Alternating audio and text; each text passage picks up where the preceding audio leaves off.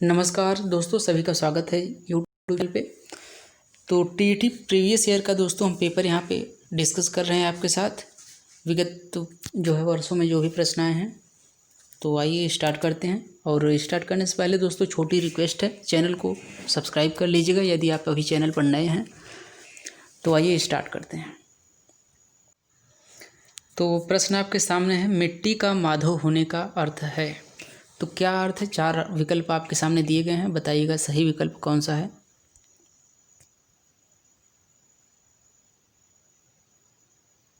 तो मिट्टी का माधव होने का अर्थ है बहुत ही मूर्ख। इसमें ऑप्शन नंबर डी बिल्कुल सही है।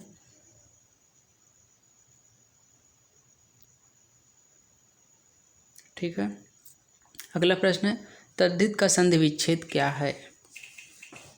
तो तद्धित का संधि विच्छेद आपको इसमें बताना है। ऑप्शंस दिए गए हैं, बताइएगा सही विकल्प कौन सा है।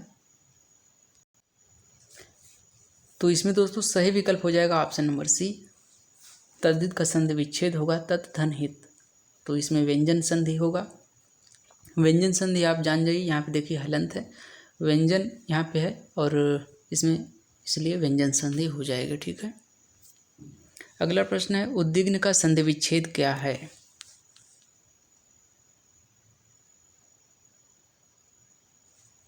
तो सही विकल्प होगा option number C. Option number C इसमें बिल्कुल, क्योंकि यदि क च ट त प के बाद किसी वर्ग का तृतीय या चतुर्थ वर्ण आता है, तो य र ल व या कोई स्वर आता है, तो क च ट त प के स्थान पर अपने ही वर्ग का तीसरा वर्ण हो जाता है। जैसे सत धनवाड़ी बराबर सदवाड़ी हो जाता है और वाक धनजाल बराबर वागजाल हो जाता है। ठीक है, तो इसका सी विकल्प सही है। इसके बाद है, बीती विभावरी जाग री अंबर पनघट में डूबो रही तारा घट उषा नागरी, उपयुक्त पंक्तियों में कौन सा अलंकार है।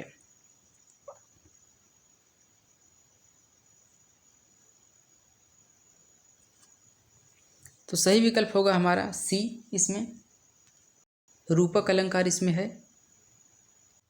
तो रूपक में अभेद आरोप होता है। जैसे इसी में मैं बात करूँ तो अंबर एक उपमेय है और पनघट उपमान है। तो इसका जो है तारा जो उपमेय है और घट जो घड़ा है उसको उपमान माना गया है। तो इसका एक अभेद आरोप इसमें दृष्टिगोचर हो रहा है, अतः विकल्प सी इसमें सही है। बिन घनश्याम धाम धाम ब्रजमंडल में उधव नित बसती बहार वर्षा की है, इसमें प्रयुक्त अलंकार है। तो कौन सा अलंकार है बताइएगा। जी बिल्कुल सही है। इसमें ऑप्शन आपका हो जाएगा डी, श्लेष अलंकार है। श्लेष में आप जानते हैं, श्लेष मतलब ही होता है चिपकना, और एक ही जो है शब्द में कई अर्थ चिपके रहते हैं। तो इसी जैसे घनश्याम यहाँ पे है, घनश्याम का मतलब बादल भी होता है। घनश्याम शब्द कृष्ण के लिए भी यूज होता है। तो इस वजह से ऑप्शन इसका डी हो जाएगा, श्लेष। निम्नलिखित में से कौन सा शब्द एक वचन व बहुवचन दोनों में प्रयोग हो सकता है।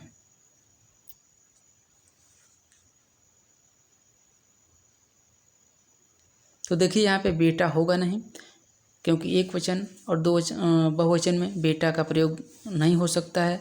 बालिका का भी नहीं होगा, लड़का का भी नहीं हो सकता है। मुनि को हम दोनों में प्रयोग कर सकते हैं, जैसे मुनि जा रहे हैं भी कह सकते हैं उसी प्रकार। ठीक है, और उसी प्रकार कह सकते हैं मुनि यज्ञ कर रहा है। तो एक वचन और बहुवचन दोनों में हम कर सकते हैं इसे। तत्सम और तद्भव का कौन सा युग्म सही है। तो बिल्कुल ये कुछ और इसका जो है कोख, ये बिल्कुल जो है सही है, क्योंकि तत्सम और तद्भव का यही मेल सही है इसमें, और सब जो है गलत है। देखिए यहाँ पे कड़ाह का जो है कटाह होता है तत्सम, और कैथ का तद्भव जो है कैथ एक तद्भव है, उसका तत्सम कपित्थ होता है। 8 एक तद्भव है, उसका तत्सम अष्ट होता है। तो और इसमें कोई विकल्प सही नहीं है, सी इसमें बिल्कुल सही है। निम्नलिखित शब्दों में किसमें उपसर्ग का निर्देश अशुद्ध है।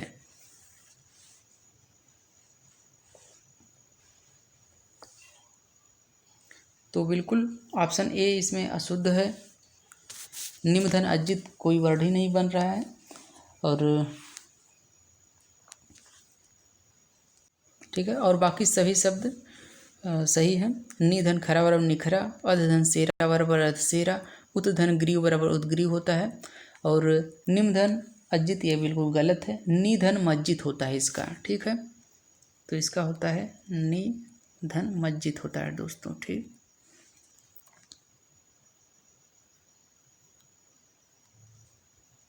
निमज्जित इसका होता है। आगे इसके है किस शब्द में तत्पुरुष समास है।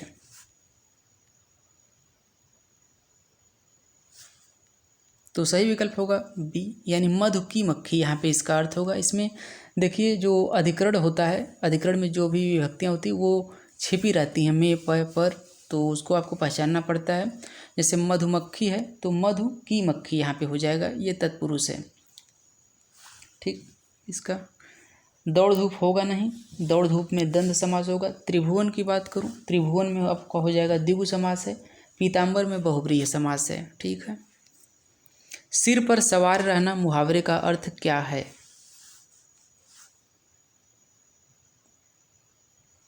तो सिर पर सवार रहना अक्सर आप मुहावरा सुनते होंगे, इसका अर्थ है पीछे पड़ना। वह बहुत अच्छा लड़का है वाक्य में वह कौन सा सर्वनाम है।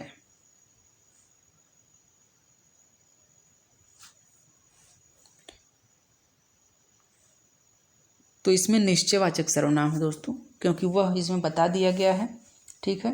और मैं इसमें जो पद हैं उनका यदि परिचय, तो बहुत में देखिए बहुत ये प्रविशेषण है। प्रविशेषण उसे कहते हैं जो विशेषण की भी विशेषता बतलाता है। तो अच्छा यहाँ पे विशेषण है और बहुत अच्छा की विशेषता बता रहा है, इसलिए वह प्रविशेषण है। और अच्छा एक गुणवाचक विशेषण है जो संज्ञा यानी कि नाउन, इसका लड़का की विशेषता बतला रहा है अच्छा, और है एक सहायक क्रिया है, ठीक है। मनोहर जीवन भर पूरा सुख भोगता रहा, इसमें कौन सा विशेषण है। देखिए यहाँ पे पूरा है, तो पूरा आधा ये सब क्या है, ये सब है परिमाणवाचक। तो परिमाणवाचक विशेषण बिल्कुल सही, ऑप्शन बी है। इसके आगे है दांत और जीभ के स्पर्श से बोले जाने वाले वर्ड को क्या कहते हैं। तो बताइएगा सही विकल्प कौन सा है।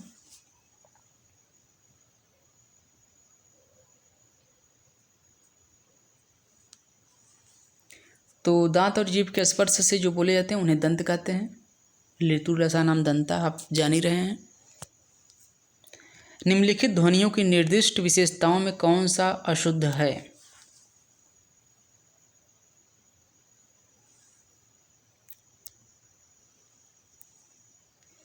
तो मैं अभी को आपको बताया, जैसे ऋतु लसानाम दंता, तो ये त वर्ग भी उसी में आता है दंत में, ठीक है, ये तो बिल्कुल सही है। और ख आप महाप्राण जान ही रहे हैं जिसकी ध्वनि है कंठ, ये भी बिल्कुल सही है। अकुह विसर्जनियाम कंठा होता है। और म ओष्ठ से होता ही है और सघोष भी है, तो ये भी बिल्कुल सही है। लेकिन यहाँ पे आप देख रहे होंगे इचु ऐसा नाम तालुत होता है, लेकिन ये महाप्राण गलत हो जाएगा, तो इसमें अशुद्ध हो जाएगा ऑप्शन ए। बाढ़ का पर्यायवाची नहीं है, तो बिल्कुल इसमें सारंग बाढ़ का पर्यायवाची नहीं होता है। बाकी सिलीमुख, आशुग और विशिख ये तीनों बाढ़ के ही पर्यायवाची हैं। सारंग का बात करूं तो सारंग का मतलब होता है रंगीन, सुंदर, ये सब, या सूर्य या चंद्रमा भी होता है, हाथी भी होता है। उपचारात्मक शिक्षण का आधार निम्न में से कौन सा है।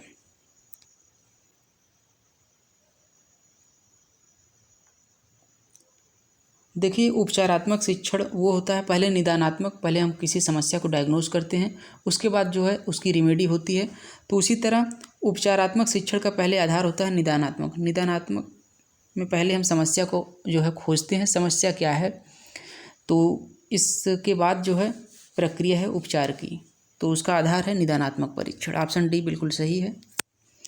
अयोगवाह कहा जाता है, तो बताइएगा इसका सही विकल्प कौन सा होगा। जी तो बिल्कुल विसर्ग को, जैसे अंग अह होता है, ये अयोगवाह है। इसमें सुमेलित करना है, तो बताइएगा सही सुमेल कौन सा है। A B C D 4 options दिए गए हैं। ऐसे प्रश्नों में दोस्तों हमारे 4 जो समझ लीजिए प्रश्न तैयार हो जाते हैं। यहाँ पे देखिए आपको 4 लेखक और उनकी रचनाओं का पता इसमें चल जाता है एक ही प्रश्न में। तो पहले देखिए यहाँ पे सत्यार्थ प्रकाश। सत्यार्थ प्रकाश आप जान रहे हैं दयानंद सरस्वती का है, ठीक है। इसके बाद रामचरितमानस तुलसीदास का है, रामचरितमानस तुलसीदास का है। सूर सागर की बात करूँ तो ये सूरदास की है, ठीक है। भक्तमाल नाभादास की रचना है। तो 4 का ए, ठीक है, बिल्कुल पहले में ही मिल जा रहा है, तो ऑप्शन ए बिल्कुल इसमें सही है, ठीक है। 1 मिनट माफ़ करिएगा दोस्तों, यहाँ पे देखिए यहाँ पे भी ए है तो इस वजह से जो है। और थर्ड का देखिए यहाँ पे थर्ड का सूर सागर का बी है, थर्ड का बी, ऑप्शन नंबर डी इसमें सही होगा। अगला प्रश्न है निम्न में भाववाच्य का उदाहरण है। तो सही विकल्प कौन सा होगा? भाववाच्य का उदाहरण कौन सा पेश कर रहा है?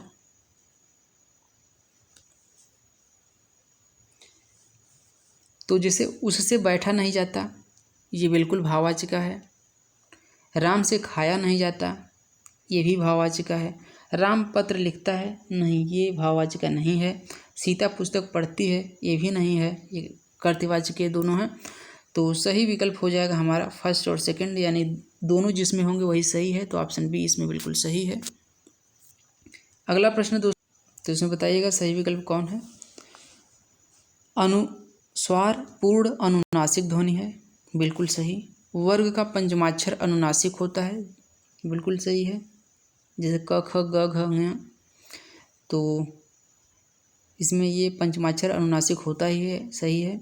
अनुनासिक के उच्चारण के दौरान नाक से बहुत कम सांस निकलती है और मुंह से अधिक, ये भी बिल्कुल सही है। तो फर्स्ट सेकंड थर्ड तीनों जिसमें सही, तो ऑप्शन बी यहाँ पे सही हो जाएगा। यहाँ पे देखिए, और यहाँ पे क्या कह रहा है, इसका सही विकल्प छाटिए। एक श्याम गौर की कहो बखानी, गिरा अनयन नयन बिनुबानी। तो पद्य में जो है इसमें पूछा है भाव कौन सा है?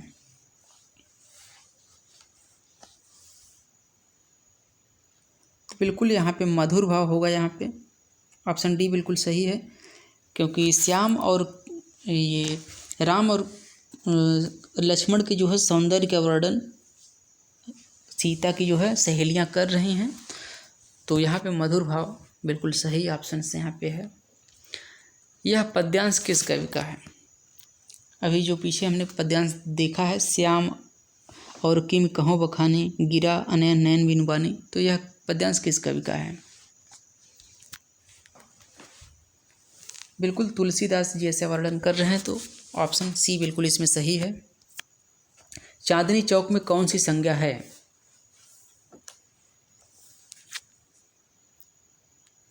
देखिए ये प्रश्न दोस्तों इंपॉर्टेंट है, जरा इससे चांदनी जैसे चांदी सोना से आप मत समझिएगा, ये मटेरियल नाउन मत समझिएगा। ये द्रव्यवाचक संज्ञा पहले झटके में लोग देख के मार सकते हैं इसमें विकल्प, लेकिन चांदनी चौक चूँकि एक स्थान का नाम है, यहाँ पे किसी एक विशेष चीज़ की बात की जा रही है, व्यक्तिवाचक संज्ञा, यहाँ पे सही विकल्प हो जाएगा।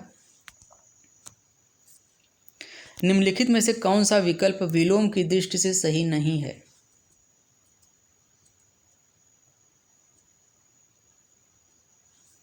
तो बिल्कुल ए बिल्कुल नहीं सही है। देखिए सुबुद्धि का होता है, दुर्बुद्धि या कुबुद्धि रहेगा, हो सकता है, तो ये, लेकिन असुबुद्धि बिल्कुल नहीं होता है। और उत्कर्ष का अपकर्ष होता है, आप सभी को पता है। आरोह का विलोम अवरोह होता, कीर्ति का अपकीर्ति होता ही है। तो सही विकल्प ए है, ठीक है।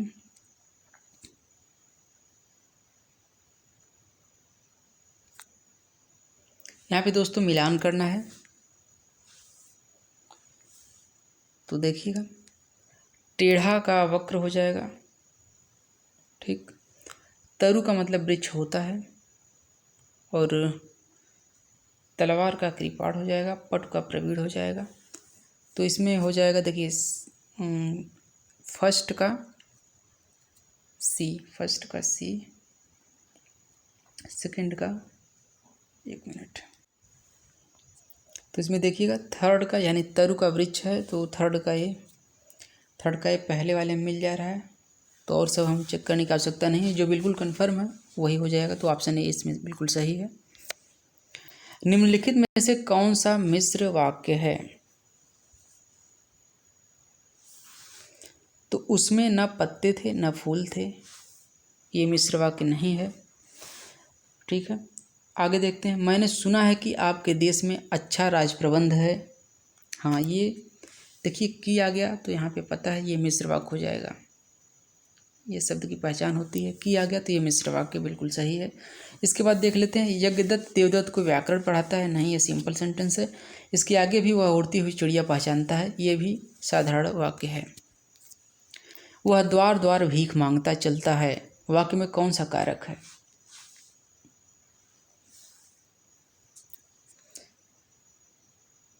देखिए, मैंने पहले ही बताया अधिकरण में विभक्तियां आपको पहचानी पड़ती हैं, विभक्तियों का लोप होता है, उसमें छिपी रहती हैं। वह द्वार द्वार भीख मांगता है, इसका अर्थ होगा वह द्वार द्वार पर भीख मांगता है। इसमें पर छिपी हुई जो है विभक्ति है, तो यहाँ पे सही विकल्प आपका हो जाएगा सी, यानी कि अधिकरण। ठीक है, आयुष्मान का स्त्रीलिंग क्या है? तो बिल्कुल आयुष्मान का स्त्रीलिंग की बात करूँ तो आयुष्मती इसका बिल्कुल सही ऑप्शन है। ठीक है दोस्तों, ये सीरीज समाप्त हुई और उम्मीद करता हूँ आपको पूरी तरह से समझ में आया होगा। और चैनल को दोस्तों सब्सक्राइब कर लीजिएगा ताकि नई नोटिफिकेशन आप तक पहुँचती रहे, और साथ ही साथ वीडियो अच्छी लगी तो उसे लाइक और शेयर करना मत भूलिएगा। धन्यवाद दोस्तों।